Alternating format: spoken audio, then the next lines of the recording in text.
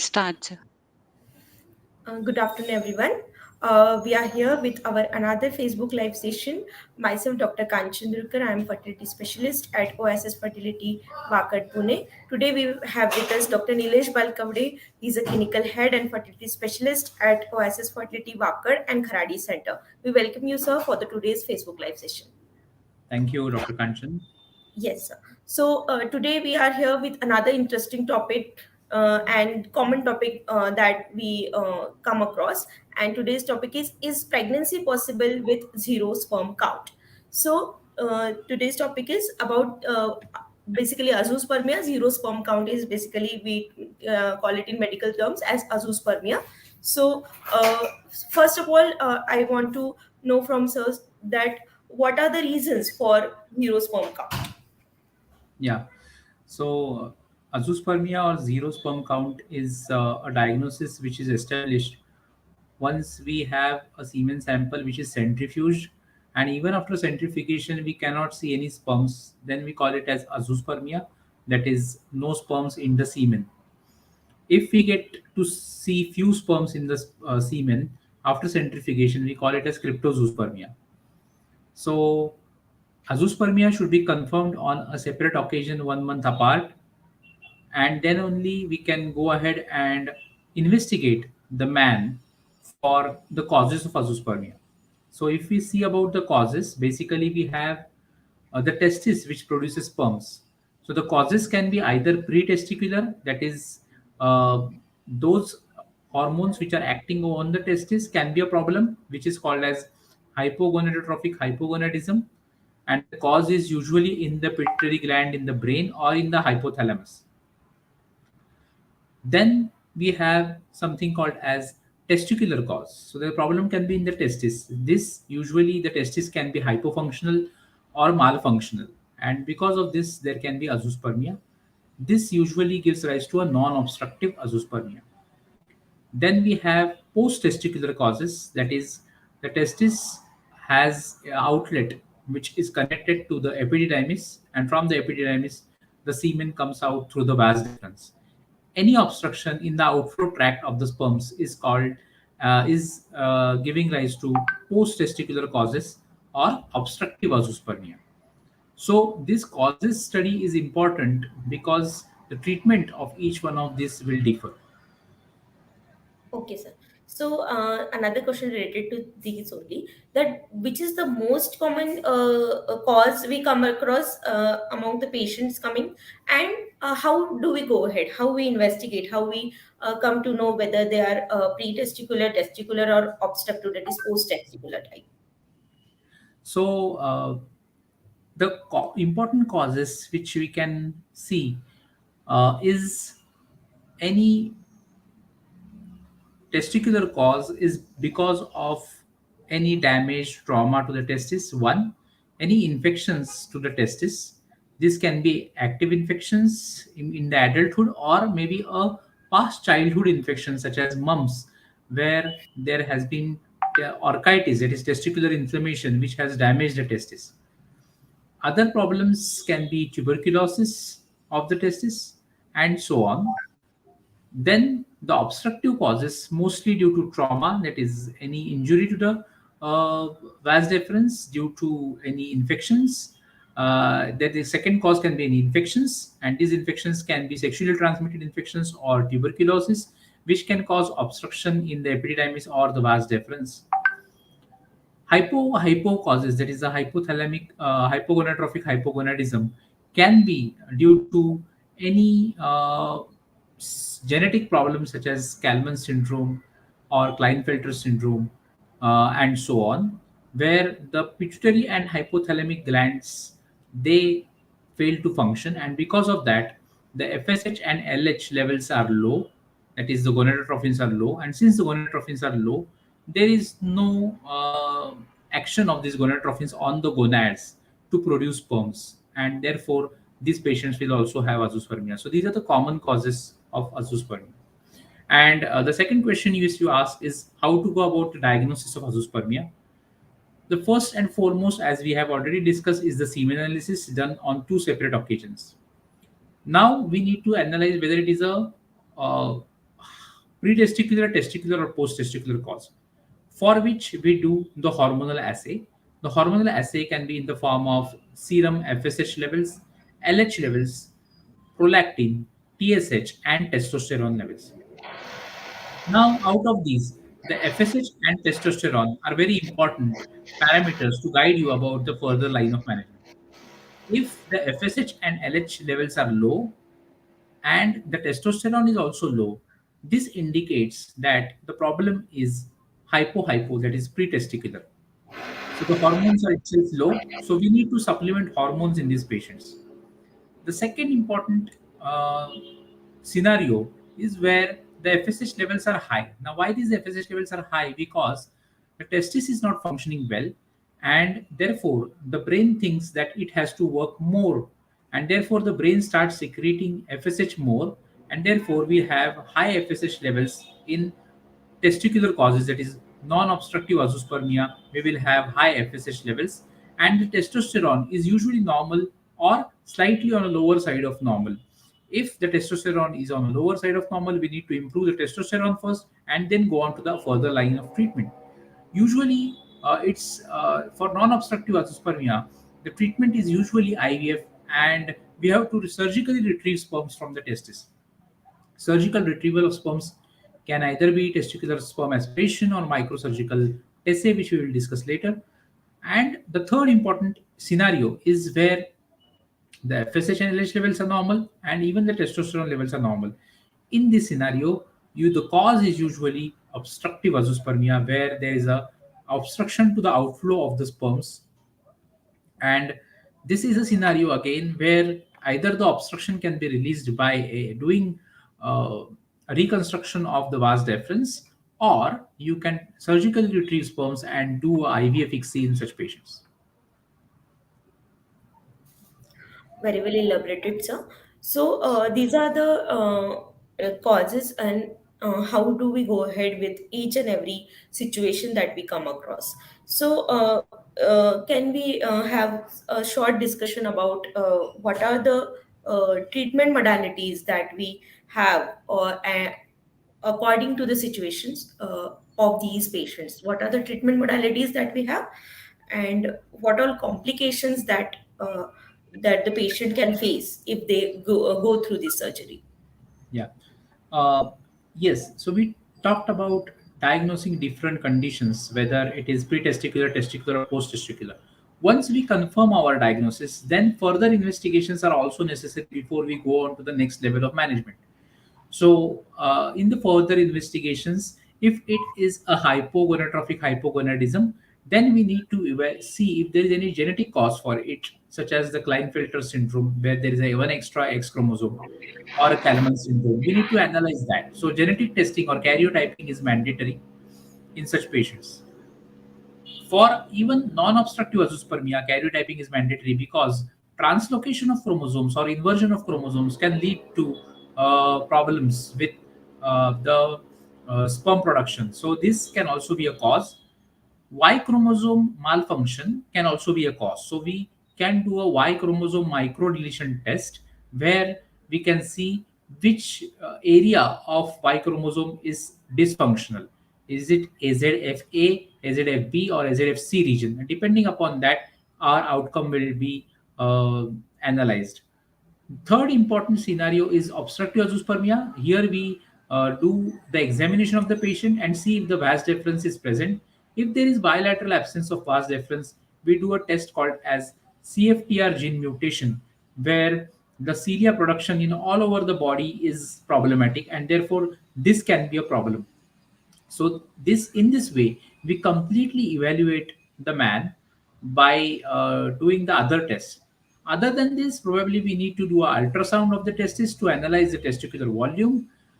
In cases of non-obstructive azoospermia, to see for any other problems, and in cases of in cases of non-obstructive azoospermia, again we see for presence or absence of varicocele, which is going to cause testicular damage, and so on. So, ultrasound and a Doppler of the testis is again an important investigation which should not be missed before we go ahead.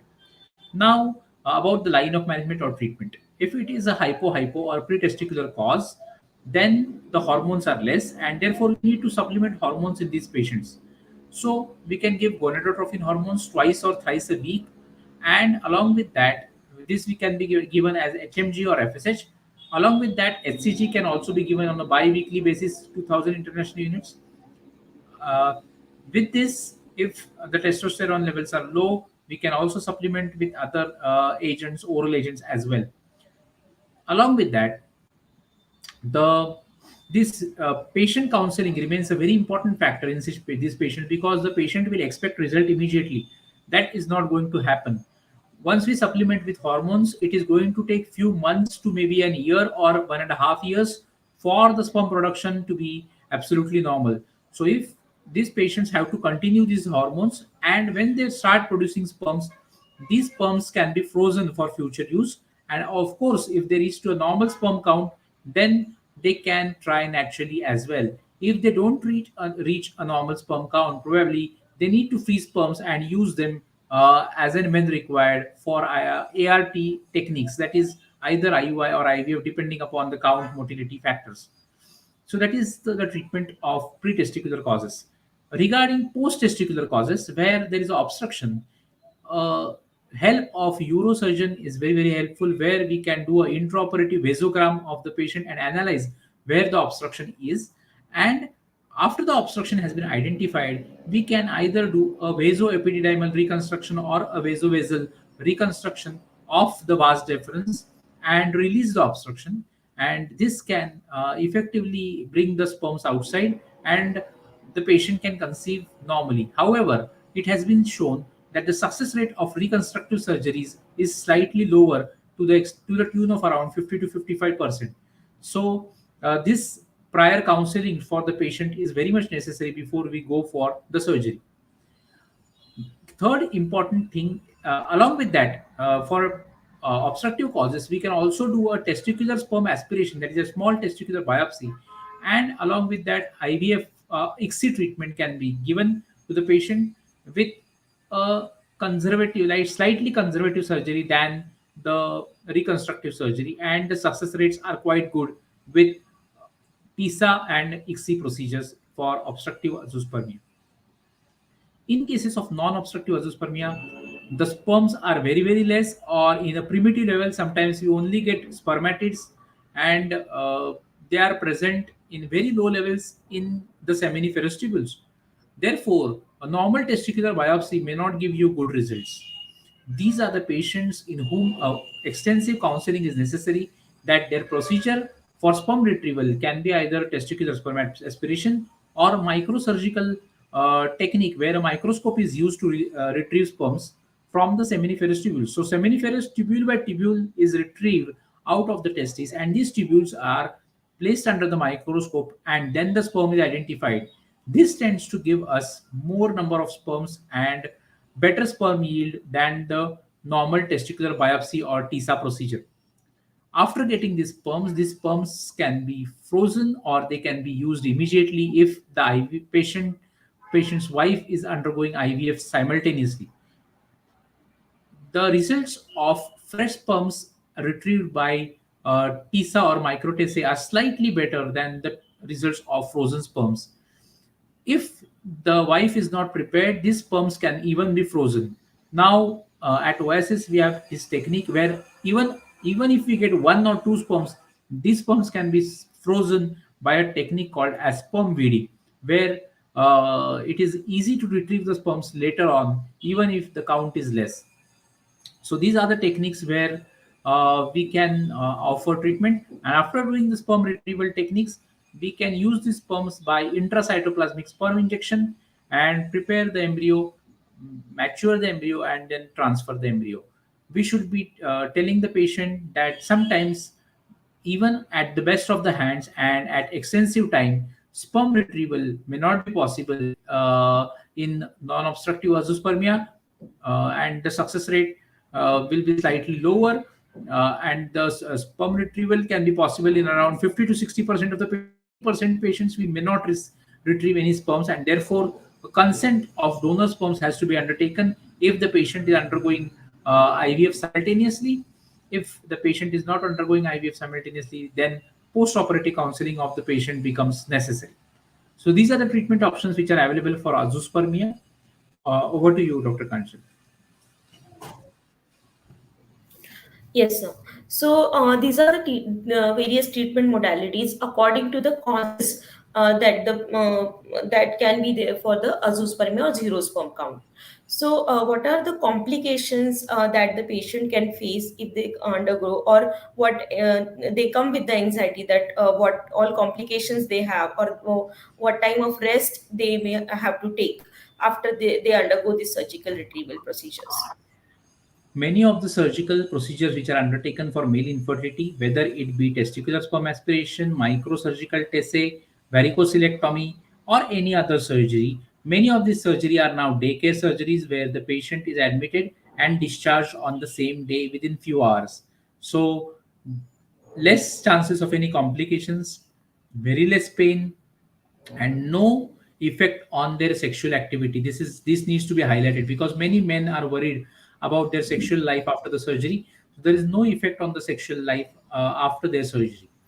This should be highlighted. Yes.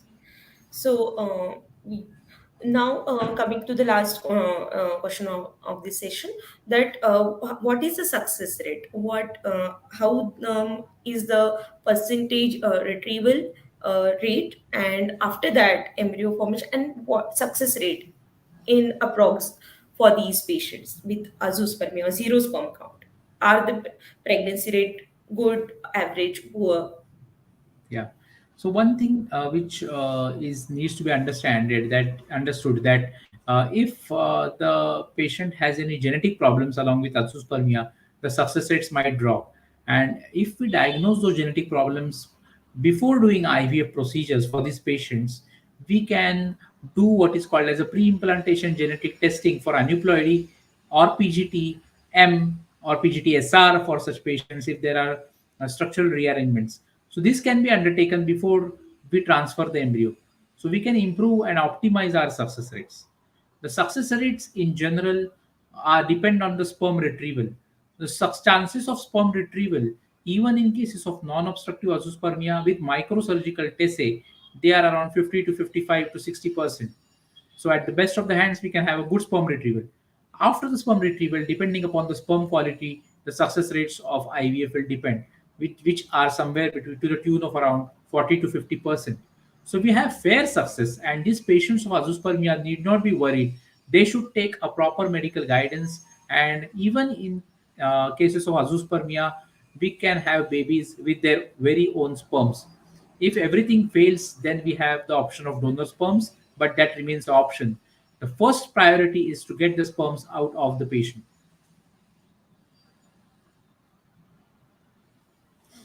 Dr. Kanchan, I think you are muted. Yeah.